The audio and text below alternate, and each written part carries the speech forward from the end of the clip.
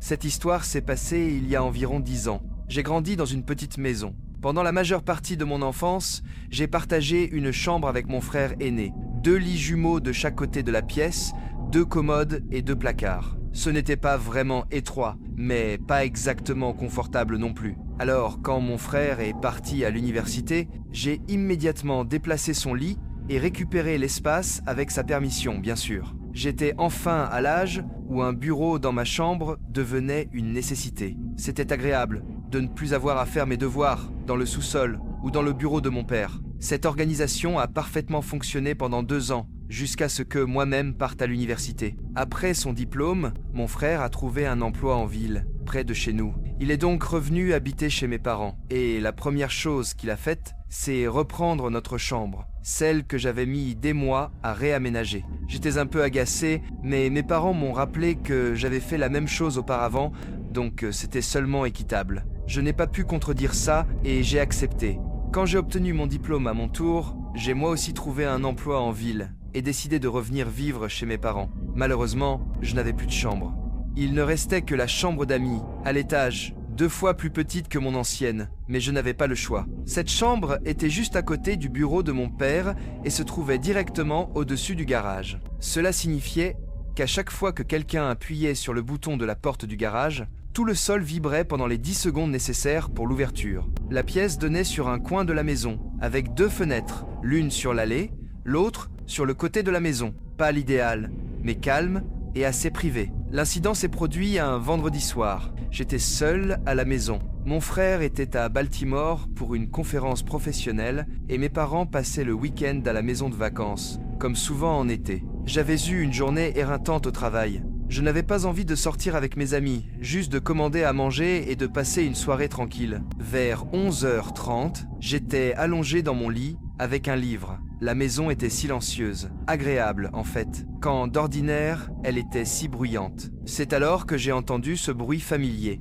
la porte du garage qui s'ouvrait. Le sol a vibré sous moi. J'ai mis quelques secondes à réaliser. Personne ne devait être là. Mes parents avaient dit qu'ils restaient jusqu'au dimanche. Mon frère ne revenait que le samedi après-midi. Mon cœur s'est emballé. Je me suis précipité à la fenêtre. La porte du garage était ouverte, mais impossible de voir s'il y avait une voiture. J'ai fouillé mon placard et saisi une batte de baseball. En descendant les escaliers, j'essayais de me convaincre. Peut-être mes parents étaient revenus chercher quelque chose. Peut-être que mon frère avait changé ses plans. Peut-être même que la porte avait eu un bug et s'était ouverte toute seule. Mais arrivé en bas, j'ai entendu des voix. Feintes, mais réelles. Elles venaient du côté des chambres. 2 voix, minimum. C'était clair. Quelqu'un s'était introduit. J'ai appelé discrètement le 911, chuchoté mon adresse et expliqué que la maison était cambriolée. L'opératrice m'a demandé de rester caché.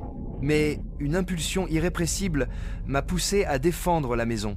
Contre toute logique, j'ai avancé serrant la batte. En approchant de la chambre de mes parents, j'ai entendu les tiroirs qu'on ouvrait, les objets qu'on déplaçait. Mon souffle s'est bloqué. Puis j'ai hurlé de toutes mes forces et j'ai foncé dans la pièce, batte levée. 2 hommes fouillaient le placard. Ils ont sursauté, surpris de me voir. J'ai frappé le premier à la jambe, il s'est effondré. L'autre a foncé sur moi, m'a plaqué au sol.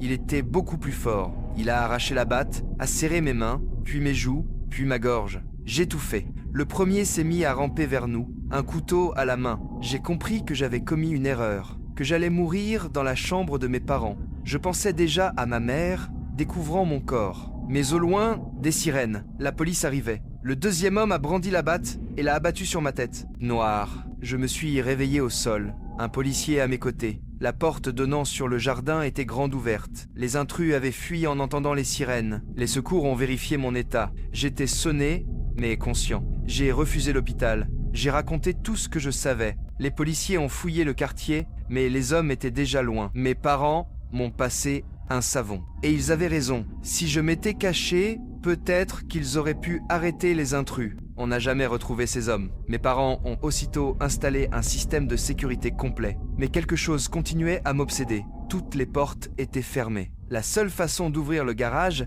était via le bouton dans ma voiture, que mon père avait transformé en commande sans fil. Personne ne pouvait deviner ça par hasard. Il savait où chercher. Il savait que mes parents étaient absents, que mon frère n'était pas là. Je ne vis plus dans cette maison. Mais mon père est resté paranoïaque longtemps, car il en est persuadé. Ces hommes connaissaient notre famille. Je ne dirais pas que cette nuit a changé ma vie pour toujours, mais je dirais une chose. Il y a une différence immense entre la vie avant d'accepter sa propre mort et la vie après. Et cette sensation-là, rien ne la reproduira jamais.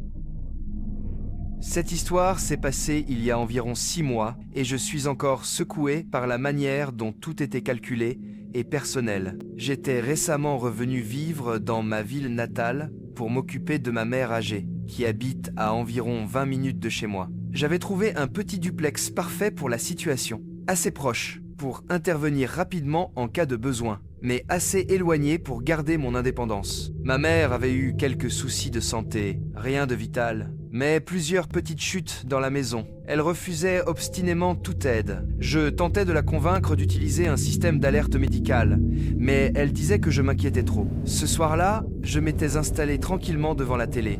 Il était environ 9 heures. Mon téléphone a sonné, numéro local inconnu. Comme j'étais encore relativement nouveau dans la région, j'ai répondu. Une femme s'est présentée comme infirmière d'un service d'urgence. Elle m'a dit que ma mère avait été admise 1 heure plus tôt après une chute où elle s'était cognée la tête. Elle était consciente, mais demandait à me voir. Je n'ai pas douté une seconde. Cette femme connaissait le nom complet de ma mère, son adresse, même son opération de la hanche quelques mois plus tôt. Paniqué, j'ai saisi mes clés, claqué la porte sans verrouiller et foncé à l'hôpital. Le trajet fut interminable. J'imaginais 1000 scénarios. Arrivé à l'accueil, je donne le nom de ma mère et explique l'appel. La réceptionniste, confuse, vérifie l'ordinateur. Aucun patient à ce nom n'avait été admis ce soir-là. Je proteste, explique l'appel. Elle me suggère d'appeler directement ma mère, ce que je fais aussitôt. Ma mère décroche, à moitié endormie, me demandant pourquoi je l'appelais si tard. Et là, le choc, c'était un piège. Quelqu'un avait inventé cette histoire pour me faire quitter ma maison. Je remonte en voiture, furieux d'avoir été manipulé.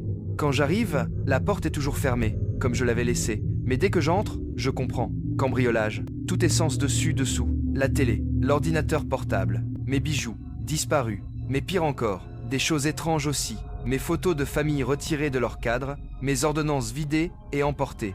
Pas les cadres, pas la pharmacie entière, juste mes souvenirs et mes informations personnelles. C'était sadique. Aucun cambrioleur n'emporte des photos de famille. Aucun. J'appelle la police. Je leur répète l'appel mot pour mot. Ils concluent comme moi. Celui ou celle au téléphone savait trop de choses sur ma mère et moi pour être un inconnu. Mais comment? Qui pouvait savoir? D'où venaient ces infos? Je n'avais aucune réponse. Les policiers notent, mais me disent de les recontacter seulement si j'ai du concret. Puis ils repartent. Je reste seul, glacé. Ce n'était pas juste un vol, c'était ciblé, précis, personnalisé. Quelqu'un voulait plus que de l'argent. Je ne pouvais pas m'empêcher de penser à de l'usurpation d'identité ou à quelque chose d'encore plus tordu. Les semaines passent, rien d'autre ne se produit. Mais je soupçonne ma mère d'avoir parlé à la mauvaise personne. Elle a beaucoup d'amis et je la connais. Elle partage trop. Je lui ai répété d'être plus vigilante. Elle a promis de l'être. Mais je n'arrive pas à me débarrasser de cette impression qu'on nous observe encore, qu'ils n'ont pas terminé. J'ai installé une caméra Ring. Peut-être que ce sera un bon moyen de dissuasion. Si quelque chose d'autre arrive, je donnerai une mise à jour. Je suis un homme célibataire dans la trentaine et je vis seul dans cette maison en location depuis plus d'1 an. C'est un petit endroit sympa, dans un quartier tranquille. Rien de luxueux, mais confortable, et le loyer est raisonnable. J'avais pris mes habitudes et je m'y sentais vraiment chez moi. L'incident a eu lieu un jeudi soir, vers 11 h. J'étais en train de me préparer à aller me coucher quand j'ai entendu des coups violents à ma porte d'entrée. Pas des petits coups, non, de véritables coups de bélier, comme si quelqu'un essayait de la défoncer. Je jette un œil par la fenêtre, mais avec la mauvaise disposition du luminaire du porche, je ne vois rien. Malgré l'agressivité de ces coups, je ne me sentais pas effrayé. Je suis assez costaud, mais plutôt irrité et confus. J'ouvre la porte, en laissant la moustiquaire fermée comme protection. Et là, je découvre un homme agité, peut-être un peu plus âgé que moi.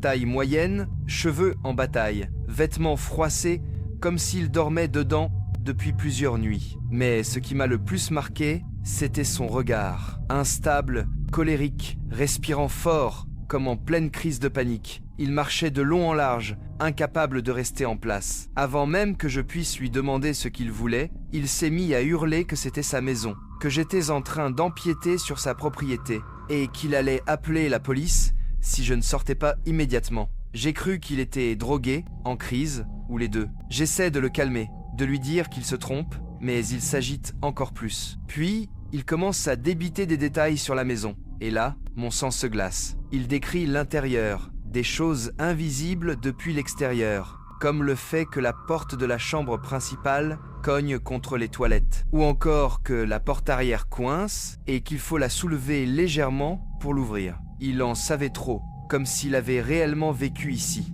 Puis, il sort un dossier. À travers la moustiquaire, il me montre un bail avec son nom, daté de 6 mois avant mon emménagement. Du courrier à son nom, avec cette adresse. Et surtout, des photos. Des photos de lui, à l'intérieur de ma maison, assis sur mon canapé, cuisinant dans ma cuisine, allongé dans ce qui est maintenant ma chambre. Les photos semblaient récentes, authentiques, pas trafiquées, certaines prises par d'autres personnes que je ne connaissais pas. Il me montre même une photo du 4 juillet dernier. Lui, une femme que je ne reconnais pas, et d'autres gens souriant autour de ma table de cuisine, avec une boîte de feu d'artifice en arrière-plan. Tout semblait vrai, trop vrai. À ce moment-là, j'ai douté de moi-même. Est-ce que j'avais oublié quelque chose? Bloqué un souvenir? Était-ce moi qui perdais pied? Mais je savais pertinemment que j'étais chez moi, ce jour-là, le 4 juillet. Rien n'avait de sens. Alors je lui dis que j'allais appeler la police pour éclaircir ça. Pas de manière hostile, juste pour mettre de l'ordre. Mais dès que je prononce le mot « police », son comportement change. D'un coup, il devient calme, souriant presque. Il dit qu'il va m'attendre dehors. Puis il s'éloigne dans l'obscurité. Quand les policiers arrivent, 10 minutes plus tard, je raconte tout. Ils me disent de contacter mon propriétaire pour en savoir plus sur les anciens locataires. J'avais mes papiers, mais ils ne voulaient même pas les voir. Pour eux, c'était sûrement un type en plein délire. Tant qu'il était parti, je n'avais qu'à reprendre ma vie. Et ils sont repartis. Avec l'aide de mon propriétaire, j'ai fini par contacter les précédents locataires. Aucun ne connaissait ce type. Ils affirmaient avoir vécu seuls dans la maison pendant 3 ans avant de déménager. Eux aussi étaient sidérés. Pendant 2 semaines, j'ai vécu sur mes gardes, mais rien. Alors je me suis dit que c'était peut-être une arnaque ratée, jusqu'à ce soir-là. Je reviens chez moi après une sortie avec des amis, et la maison est sens dessus-dessous. Pas un cambriolage classique. Tout avait été fouillé, retourné, comme si l'intrus cherchait quelque chose de précis. Mes appareils électroniques et objets de valeur étaient encore là, mais les pièces étaient ravagées. Les policiers n'ont trouvé aucune trace d'effraction. La seule explication, il avait une clé. Le lien avec l'homme de 2 semaines plus tôt était évident. Cette fois, la police a pris ça plus au sérieux. Mon propriétaire aussi, il a changé toutes les serrures et installé des dispositifs de sécurité. La théorie est simple. Un fou persuadé que cette maison lui appartient. Mais ça n'explique pas les documents, les clés, ni surtout les photos. Je n'ai aucune explication. Peut-être étaient-elles anciennes, truquées, mais elles étaient trop détaillées, trop réelles. Et même mon propriétaire, qui a toujours connu cette maison, n'avait jamais entendu parler de lui. Un ami a glissé l'idée que ce n'était pas totalement naturel. Je ne crois pas à ce genre de choses, mais depuis, une sensation étrange m'accompagne, comme un poids invisible, chaque fois que je suis chez moi. Je ne peux pas rationaliser tout ça. J'espère seulement que ce soit terminé